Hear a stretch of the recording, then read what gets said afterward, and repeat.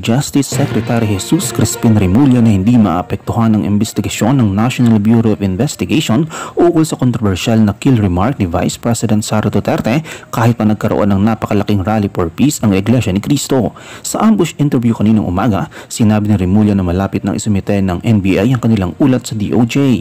Nilinaw din ng DOJ chief na layunin ng INC rally na hindi iso sa kanila dahil mahalaga ang kalayaan sa pagpapahayag. Ang INC rally na ginanap sa Carino Grandstand nitong Lunes ay dinagsa ng higit kumulang 1.8 milyong katao at layunin umano ng pagtitipon na magbigay ng suporta sa paninindigan ni Pangulong Ferdinand Marcos Jr. laban sa impeachment ni Duterte. Gayunpaman, binigyang diin ni Edwin Zabala, tagapagsalita ng INC, na ang rally ay para sa kapayapaan at walang kaugnayan sa politika. Ang investigasyon sa remark ni Duterte ay nagsimula matapos ang kanyang pahayag noong November 2024. Sa isang virtual press conference, binatikos niya ang desisyon ng House of Representatives na ilipat si Atty.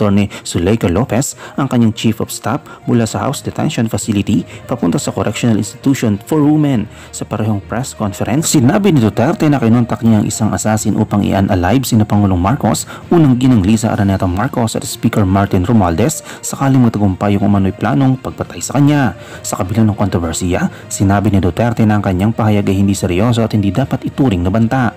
Sinabi naman ni Prosecutor General Richard Fadulion na nitong Lunes na malapit nang matapos ng NBI ang investigasyon. Ngunit sa isang mensahe sa Philippine Star nitong January 13, sinabi ni NBI Director Jaime Santiago na hindi pa tapos ang ulat.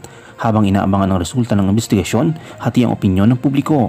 Ang INC rally ay nagpapakita ng kanilang paninindigan para sa kapayapaan, ngunit hindi na itatangging may implikasyon ito sa kasalukuyang mga isyong politikal. Matatandaan nga na mahigit 1 milyong miyembro ng Iglesia ni Cristo ang nagtipon sa Carino Grandstand nitong Lunes para sa isang National Peace Rally na nananawagan ng pagkakaisa at kapayapaan sa gitna ng tumitinding tensyon sa politika.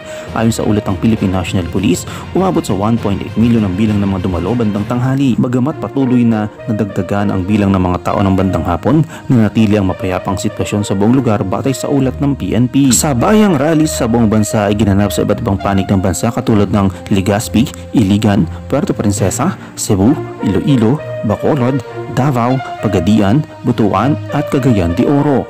Ang kapayapaan sa rally ay tumugma sa temang naisiparating ng INC. Wala ring ulat na naiulat ng kaguluhan ayon sa PNP, bagay na tumataliwas sa kasalukuyang magulong kalagayan ng politika sa bansa. Tumutok lamang sa Bisigram News para sa ibang mga news updates.